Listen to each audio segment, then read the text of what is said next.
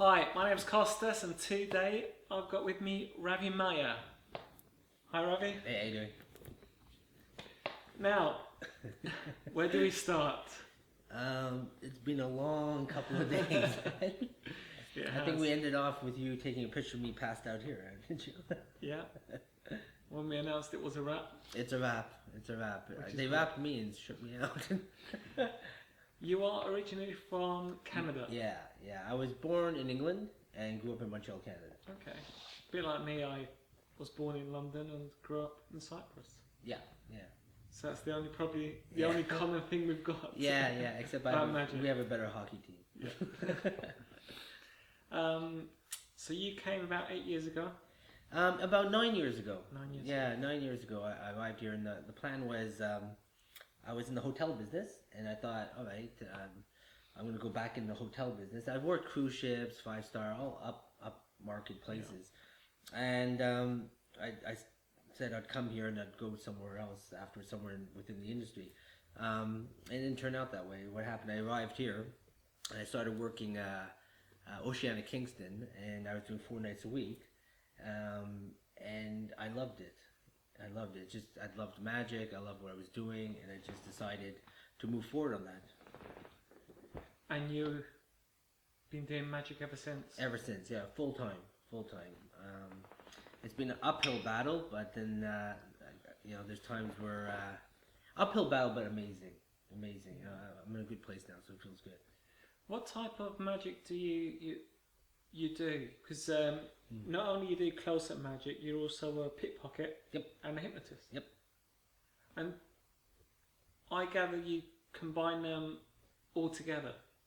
So when you go to do a gig, you don't just do close-up, you mix a bit of everything. A good friend of mine is James Brown, and we have a similar style where we like to go to do a show, and you might do some magic, and then you'll all of a sudden incorporate some pickpocketing, where you'll take someone's wallet, ties, phone, belts, whatever you can get your hands on, and then for the hypnosis part, what I like to do, I let them know ahead of time if they want to experience it. I don't do it covertly. Yeah. I ask them if they want to experience it. I get their permission first, and then afterwards I'll give them that experience.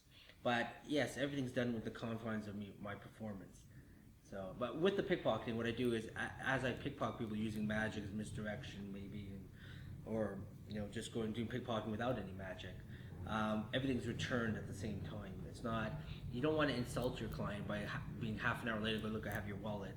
You've just crossed the line from being an entertainer and entertaining to abusing your privilege a little bit. I saw it yesterday because when we were filming the live performances in Birmingham, you were using pickpocket as part of your routine before you got into something that we were filming, and it worked really well. I've never seen it combined like that before. And as you said, numerous times you took someone's phone or wallet and you effectively gave it back straight away. It was part of the performance, basically. It wasn't after you've performed it, you then gave it to them. It just felt as though it was part of the same routine. Exactly. You want to. We always talk about it as magicians. You want to take a person out of this garden path, right, of magic, and then take them on this journey. With pickpocketing and hypnosis at times, you can take them further. You can have more fun with it, and more importantly, it's more diverse. You're not just stuck with just doing magic. All of a sudden, when I talk to James about this a lot, when we do magic, it's great. Everyone loves it. They freak out, and then all of a sudden, you've taken their wallet. It's such a personal item, and they weren't aware of it. It's what I describe as undeniable magic. It just leaves them in a place where they can't argue like, oh, I saw that move, or I could have, I think I might have worked it out. No, this is your wallet. I have now. So it's great. I guess also you've always got it on you. It's something that you can do at any notice at the right scenario, with the right scenario. So it's sort of like impromptu magic. A lot of magicians cannot pick something up and perform some magic with. If you know how to pickpocket under the right conditions, because you cannot just go and pickpocket anyone. The conditions have to be right. I think after a few days of filming, you've seen my style of magic. I really always wanted to be able to pick up something and do magic with it. and then incorporate it into my shows, in my act, and have that be worth, the value of the magic that matches out there. How did you get into pickpocketing? The best way to get involved in pickpocketing, again, I've talked to James Brown about this. We never bought a mannequin. We never had something we practiced on. The truth of the matter is, what you want to do is go out there and, as I described, fail 1,000 times. Right? Fail. There's nothing wrong with failure. Every magician out there has messed up a trick, right, and then found a service recovery to perform that same trick or take it another direction. Same with pickpocketing. What you want to do is go out there and not be fearful about getting caught. Right?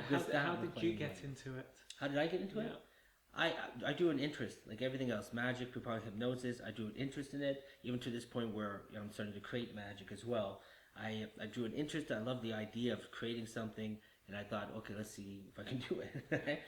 With pickpocketing, same idea. I drew an interest to it, and I started. And when I started, I got caught all the time, and it did rattle me. But then I realized, I needed to be rattled in order to learn. And once I went through that process, I became a better pickpocket. It's deviating away from the pickpocketing. The magic that you perform is, I find it very interesting because you like organic magic. You like magic with matches, lighters, very random stuff. Yeah. And hence at Blackpool we released a DVD Collision, called it Volume 1. And it had some interesting stuff on it. It wasn't stuff that you find on the average DVD, because there was no card magic. No cards. They had a bill change. They had, in fact, the bill change RCM was what everyone was talking about at Blackpool from the DVD. It was an interesting change because I went from a black and white photocopy, £5 note, to a real £5 note. But what's interesting with the real £5 note, on the lower half, on the queen side, it's black and white. So when you did the actual change and you did the swipe, it looked like you were inking it on because you saw half the bill still black and white.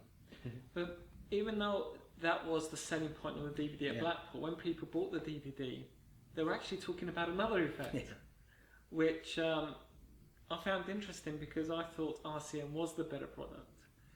But corner lights seem to have captured people's interest more. And seeing it perform live yesterday, I can see why. Shall we perform it in front of the camera and see what corner light's all about? Let's do that. And the great thing is, it's very nice and easy. Yeah, it's very easy. And also you'll get a lot of ideas from this trick, I think. If you could do me a favor. Yeah. Just say stop if you like. Stop. And take that card. Okay. Cool. I'm not going to look at it. Show the camera. Yeah. Right? Don't show me. Okay. Don't show me. Right? I'm just going to, I didn't see it. Don't worry about it. Watch. I'm just going to put that down there. I'm not going to look at it yet. I trust you, don't worry. Yeah. You can look at it. And I'm gonna kind of mess around with it just a little bit, right? Watch, just like this. Watch.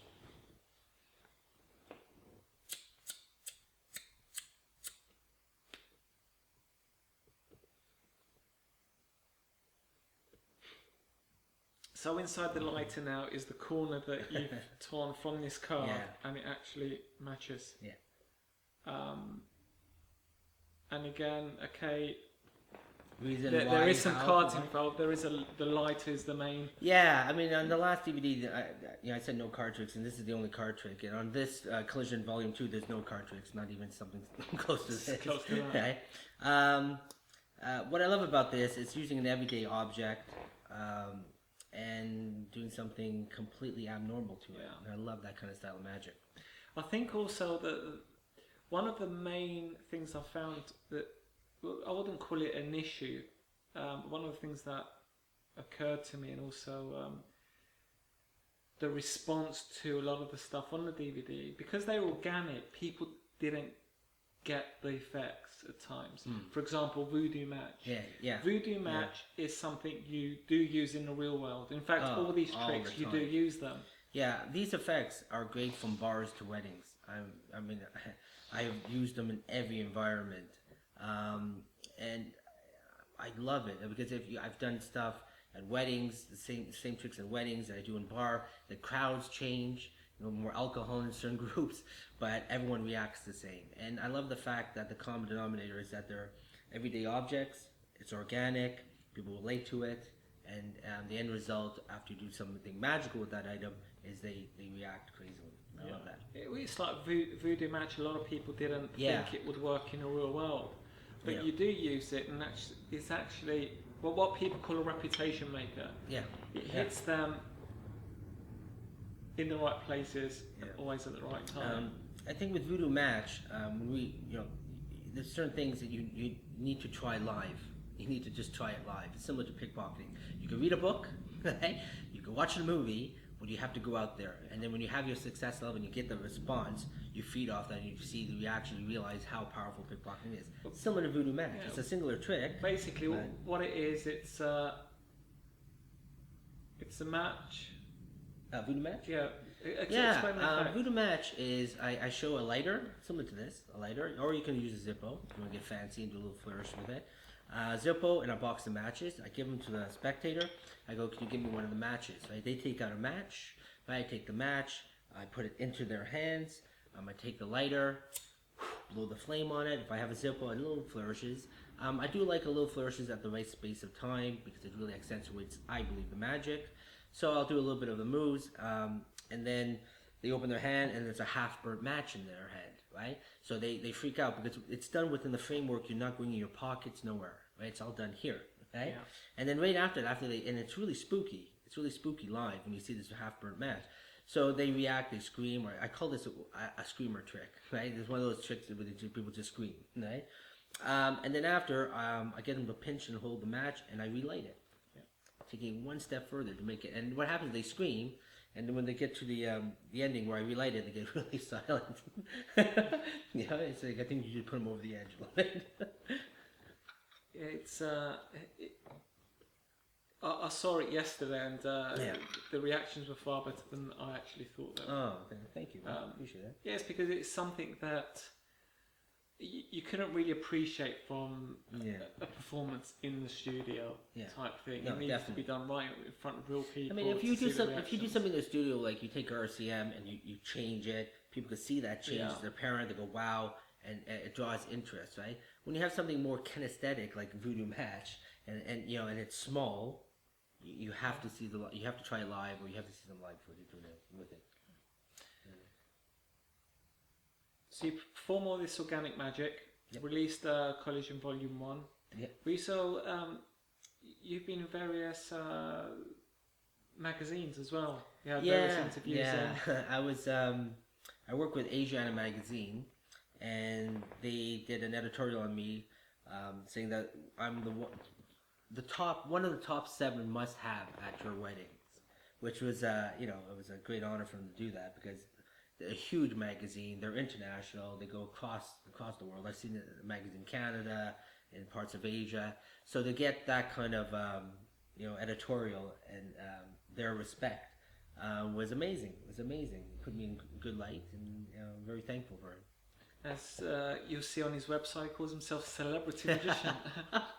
If that's true or not, I'll just believe it. You know what? Don't believe everything you see. Celebrity I can magician. tell you a funny story with that. Right? Okay, the whole idea of the celebrity magician, and we're going to do this tonight.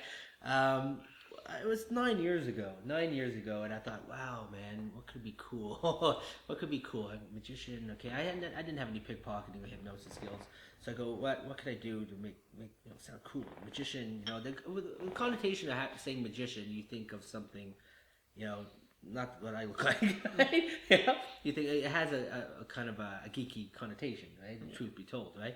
So I decided to put celebrity magician, right? And the truth is, I hadn't met one celebrity and had none on my website. But I believed it. Now you must have performed to at least one celebrity. Yeah, one. 2. Where is he? Now, we've been filming Coalition Volume 2 the past few days. Again, there's no card magic on it. No. Tricks with coins, business cards, coins, money. I do like Mind Spy. Mind's Eye. Mind's Eye. That's it. Well, you know. I Spy. I Spy. What's my name again? Costa something. Yeah, Mind's Eye. It's fantastic. Yeah, but it's very. We're not going to show that. We're one. not going to show it. No, we're not going to show that one just yet. What we are going to show is SCTB. SCTB. We got it right this time. Yeah. We're missing A, B, C, D. We're the entire filming. Right? Short for sign coin through bill. Yeah. All right, we'll try something with you. If you do me a favor, do you have any bills on you? I did have. No, I haven't. I'll go and get one. Yeah. Are you going to the bank?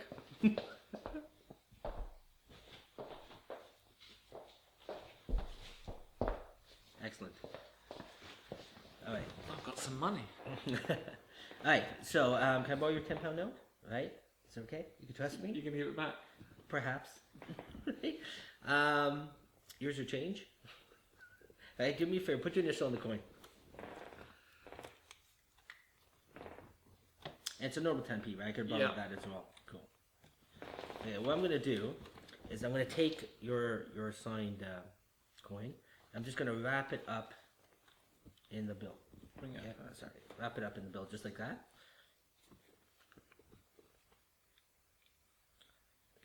So you can see it. Just like that. Watch.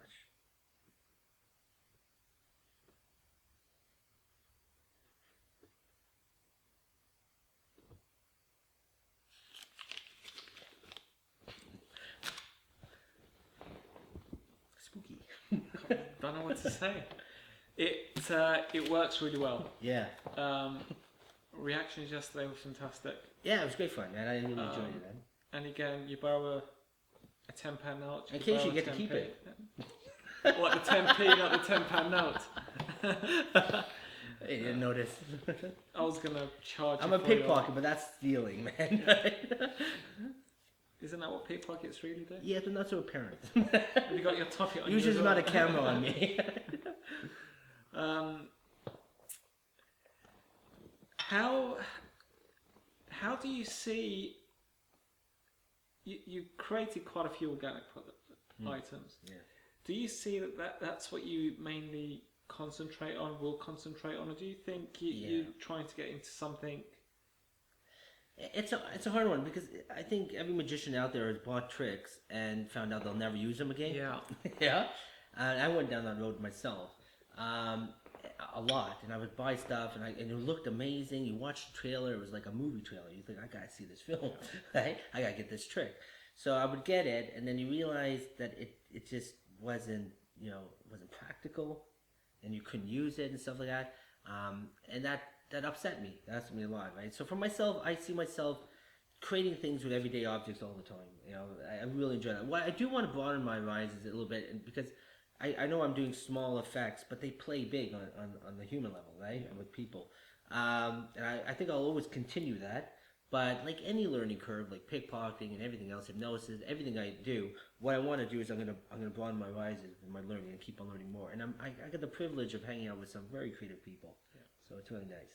It's great because if there's someone that wants to get into more organic magic, things with normal objects, lighters, matches, coins and bills and that kind of stuff, Collision Volume 1, especially Collision Volume 2, it's a lot. Is a great... I know I'm producing it, but it's not the reason I'm saying it. For sure.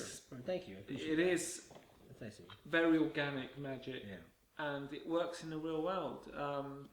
You've got the other one where you borrow a 10p, place it in the spectator's hand, you get a lighter, you light underneath their hand, and when they open the hand, the 10p is scorched. It's called residue, and basically you use a 10p any coin, you put it in their hands. I use a packet of matches, I take the match, I blow it on there, again seeing it live, the smoke coming off the match and everything, blow in their hands, again within this framework. They open their hands, they see it, and they get a half-burnt coin. And you can't scrape it off. It looks authentic, so it's really nice. I think... I should say, people who know me, I do joke around about how I don't do cards. I do a lot of cards in my performances, right? I love cards. but I've drawn an interest in creating magic in a different area. There's a lot of great card magicians out there who create amazing stuff. I'm not one of them, so I've been drawn to another direction. But it's always good to know how to do things with normal things. Yes, yeah, I do enjoy that. Everyday objects, which is great. The other thing you do, we never touched on that much yet, is hypnotism. Yeah. How do you hypnotize at a gig? You know, what's... Yeah, as I mentioned earlier, I don't do it covertly, right? So I make it very overt, and if someone wants to get hypnotized, right? In my performance, I'll hypnotize that person. I'll give them an experience. You know, again, the connotation with the hypnotist is that you're gonna make them cluck like a chicken, right? No, you don't want to do that, right? So I keep it respectful. I keep it within my work ethic, my professionalism, and I'll give them an experience. And all the hypnotists that I've been trained by, work with, do the same. You know, it's about giving someone an experience, not making them look foolish. So when I perform, once I get that permission, then I will take them through that process. For myself, you know, I learned from a good friend, Anthony Jacquin, who's a phenomenal hypnotist. And I took what he taught me, and I continue to study it. It's a lifetime process studying, you know, hypnosis. You can have a career just with hypnosis. His Manchurian approach is phenomenal. Yeah, it's released by Alakazam as well. Yeah, very nice, very nice. So, you know, he taught me the basics, and then I continued studying on my own. I learned, you know, some NLP. I learned conversational hypnosis, which I'm a big fan of, right? And I started applying that in my shows.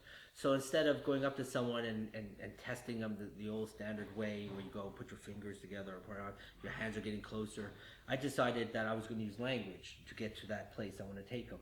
So, and that's exactly what I do. So within my performance, once I have that permission, I'll use some language, maybe a little physical pattern break, and they will go under within, you know, seconds to a couple minutes, really. And it's so more powerful than having them, you know, do, okay, put your fingers like this, and this is a standard way of trying to hypnotize someone. Language, a little bit of pattern break, you know, build a rapport with someone. People don't realize, once you build a rapport with someone, you can do pretty much anything to them. You know, you can really change the way they think in that moment. You do close-up magic, you do pickpocketing, hypnotism, all that kind of stuff. Do you think your magic has enhanced your performance at a gig has been enhanced due to knowing all these different? It's enhanced it by allowing me to be very versatile. You know, when I was just a magician and I just started off, I had these conferences I was working for them. I was doing these 10 tricks, right? And I still have my 10 solid tricks that I go out, I know that I'm going to kill. But then you can jump to different places, right? They are completely different. You're moving from one extreme to the other. I've talked to James about this. It's 3 different mindsets. When you're doing magic, it's a lot of dexterity happening here, mostly in front of you and so forth, right?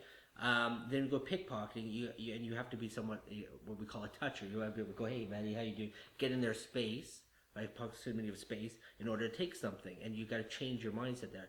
Hypnosis, you know, there's something where hypnotists would say you have to go first, so you have to relax your body and almost sense how they are going to end up. Yeah, and I just love that the idea of being able to jump and being versatile, and I find it enhances my performance in all 3. Excellent. Before we go, I guess reading your mind. Please don't. Let me see if I can. You would recommend to anyone trying to get into pickpocketing or that kind of stuff to just keep on trying. And it's all about practicing, learning from your mistakes, and adapting all the time. 100%. Don't worry about failing. We all fail, right? You know, failure is part of the learning curve. You know, fail as many times as it happens. Doesn't matter. I think pickpocketing is fun. You know, you can take courses on it, but I think bottom line, what you want to do is go out there and just do it, right? Just go out and do it. And I know it sounds cliche, man. You know, say go out and do it. Yeah, and I know people are thinking, yeah, but what happens? This happens. What happens if this happens? what happens if I get caught? Someone gets mad. Not really. No one really. That doesn't happen, right? The bottom line, you may get caught. If you stop someone in the street and try to pickpocket them, it's a different story. Don't go on the tube station, right? And go. I like Rav motivated me. Let's do this now. You do it in context of being at a gig, performing at a party or something, and you practice your skills there. Yeah, not on the tube station or in the street. I don't want to condone you to become a criminal. I want to make you a better entertainer, right? A versatile entertainer. But we had to put that disclaimer. We don't condone doing it. In public places. Now it was great. It's been a great couple of days, and that's it. Great speaking to you. Thank you so much. Thank You're very kind. Excellent. Here, relax. Now you can't think what you're not thinking about or better than you can sleep now.